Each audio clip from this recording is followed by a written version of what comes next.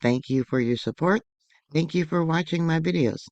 Today is Saturday, April 25th, 2025. I was shocked at the cost that some of these large shipping vessels have to pay to go through the Panama Canal. We know that um, the Iranian IRGC is charging anywhere between $1 million to $2 million for supposed safe passage through the Strait of Hormuz. But I did not realize that they're in the Panama Canal for the larger gas shipments to pass through there. They have to pay $1 million. Smaller vessels, yeah, it's cheaper, but yeah, I was shocked. The Panama Canal, a cornerstone of global trade since 1914, has evolved into a dual-lane marvel. The 2016 expansion added the Neo-Pan Max lane, allowing larger ships to pass and roughly doubling capacity. Today, amid global political shocks like the ongoing Strait of Hormuz disruption, the canal is even busier than ever, with auction slot prices surging and authorities pushing back against line jumping accusations. Yeah, they actually auction off slots to go through the canal. The original regular lane uses the historic Gatun, Pedro Miguel, and Miraflores locks. It handles Panmax and Super Panmax vessels up to 294 meters or 965 feet long, up to 160 feet wide, and about 12 meters of draft. These ships typically carry about 4,500 to 5,000 containers of bulk cargo. The Neo-Panamax lane features massive new locks. It accommodates ships up to 1,200 feet long, or 366 meters, and 168 feet wide, and 15.2 meters draft, or 50 feet draft, carrying up to 14,000 cargo. These giant vessels represent modern efficiency. Fewer ships move cargo. The Neo-Panamax transit now accompanies or accounts for about 28 to 30% of the traffic, but a much larger share of the revenue. So I'm going to break down toll costs and why the size matters. Toll combined, a fixed fee plus capacity charge, plus extras like tugs and reservations are as the following. A fixed fee of $15,000 to $60,000 for regular ships, or $100,000 for what they consider a super tanker. The typical total cost for a Panamax bulk carrier, I should say, would be about $200,000 to $400,000. Container ships would pay $300,000 to maybe $600,000 with add-ons. And then if you need tug services, well, that's an additional $5,000 to $12,000 cost. Most ships that go through the Neo-Panamax lanes have a fixed price of about $200,000 for the smaller containers, or $300,000 for the average size vessels. They pay an extra $30 to $45 per TEU depending on the size and the load. Typical large container ships with maybe 12,000 TEUs pay anywhere between $800,000 to $1.2 million. Bulk tankers for liquefied gas frequently pay $400,000 to $1 million. Now, once again, that's for the Neo-Panama lanes. Bigger ships pay more upfront, but often achieve lower costs per ton moved, a key reason the Neo-Panama Max traffic keeps growing. Since late February of this year, when Iran effectively closed the Strait of Hormuz, the checkpoint, where at least 20, maybe 25% of global oil and liquefied gas goes through, 30% of fertilizer, Shipping lane patterns have shifted dramatically.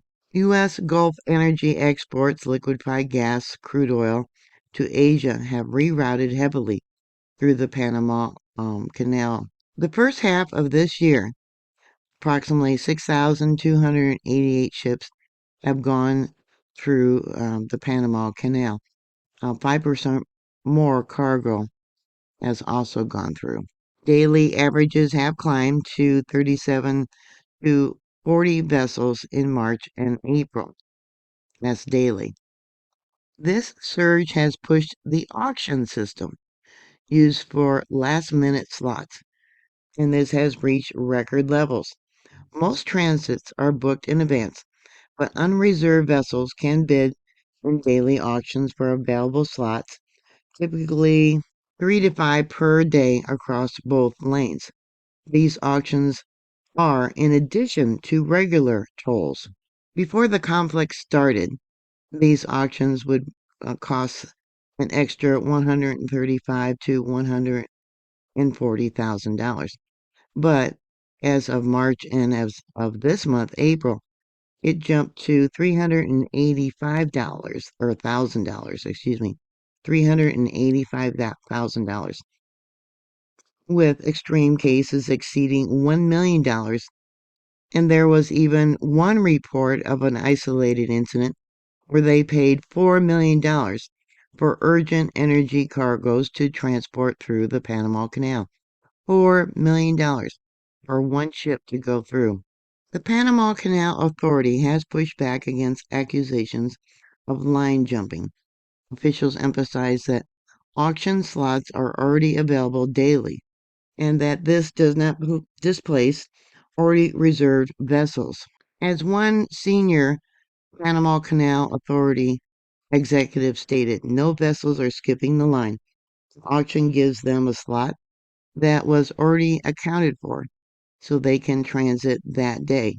The high bids reflect temporary market shifts due to the Hormuz-driven demand surge.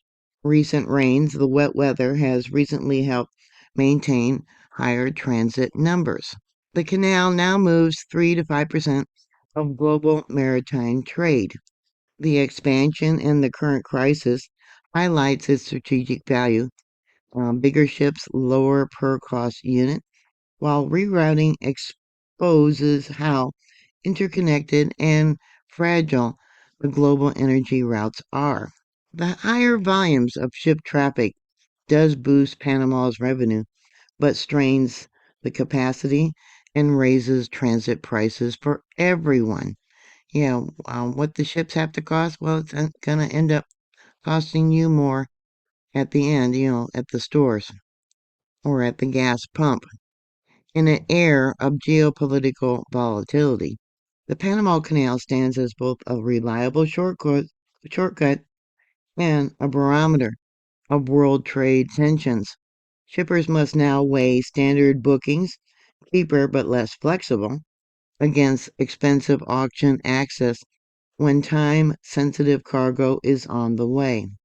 The Neo-Panama Max lanes has absorbed much of the surge, proving its worth, even as the auction drama underscores the pressure on the vital waterway. So who paid for the $4 million auction payment?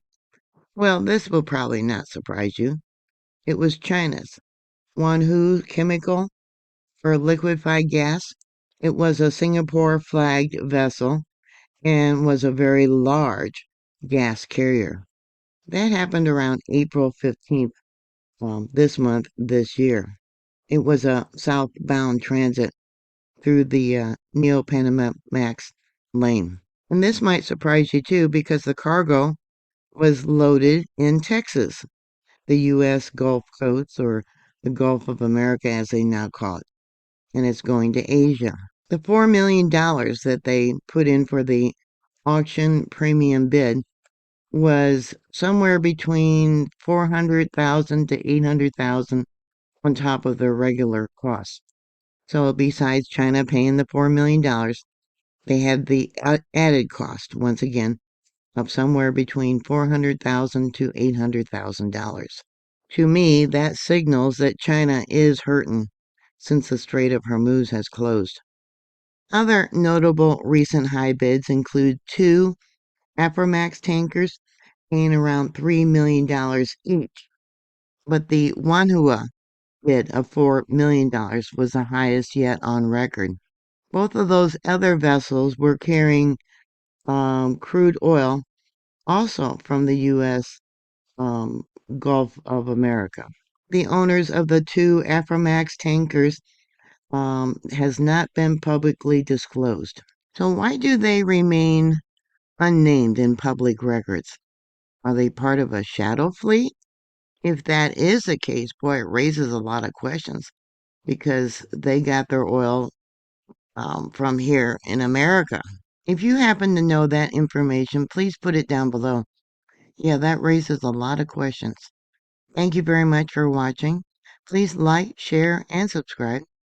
And thank you again for your support. You can also watch me on Patreon, where I put a lot of content that I don't put here on YouTube. And you can watch it for free over there.